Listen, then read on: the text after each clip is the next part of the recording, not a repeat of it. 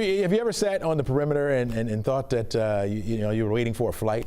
Well, our Gridlock Guy, Doug Turnbull, says that long airport delay might hold the secret to keeping our cool behind the wheel.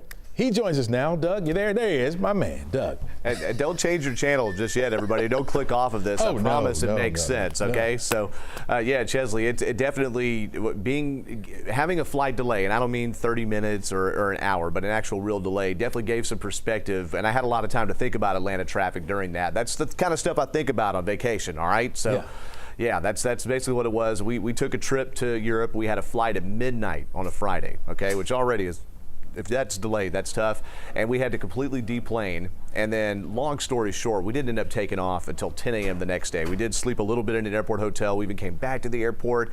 It got delayed 3 more times when we were there. And at some point during it, when something is just so ridiculous, you just got to throw your hands up and make the best of it, right? And it got me thinking about us in traffic, all right? So in the airport, we had a chance to go to the lounge and cool off. I took a shower in the lounge for the first time. Okay, no video of that, sorry. But we I decided, hey, let's make the best of it. We even the pictures aren't here. We even had some fun with AI turning us into babies and turning us into old, how long we've been waiting and things like that.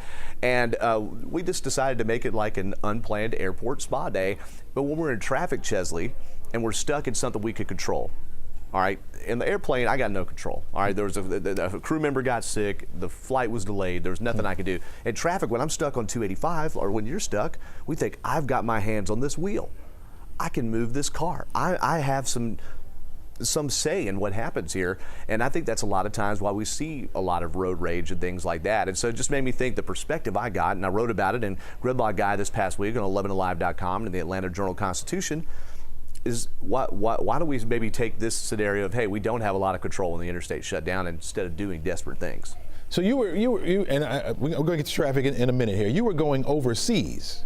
That's correct. And one crew member got sick, and so the whole thing was shut down? That's correct. So basically, they need 3 or 4 pilots or officers, and one of them called out sick. We were all on the plane, and we had to deplane because they were missing one person, just for safety upon safety reason.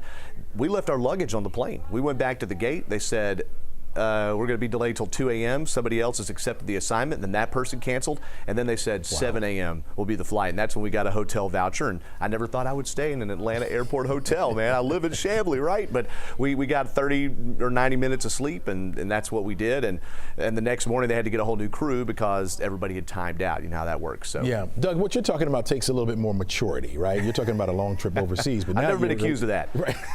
You're relating that to you sit there in a car. So how does that work with your mood, right? How do you kind of psych yourself out of being upset? At some point when you realize you don't have control anymore, you can only control yourself, right? And I know I sound like a motivational speaker here, but traffic is so psychological. I'm not a psychologist, but you can only control yourself.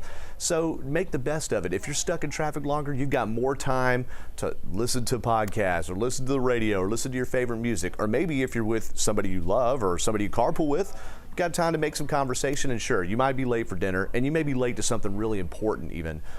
But you can only control what you can control. And hey, there were a lot of people freaking out in the airport too. Don't worry. Fortunately, we had lounge access, so we got to take the edge off a little bit. I love what you're saying. I think it makes a lot of sense. But what if you're late trying to get to the airport to get on a flight to go overseas? We've discussed that before. And the thing is, if you can't control it, my wife and I have dealt with this too. And I'm sitting there just like, she thinks there's something wrong with me because I'm not all freaked out. I'm like, honey, we can't control how fast MARTA's moving or how fast 285 is moving.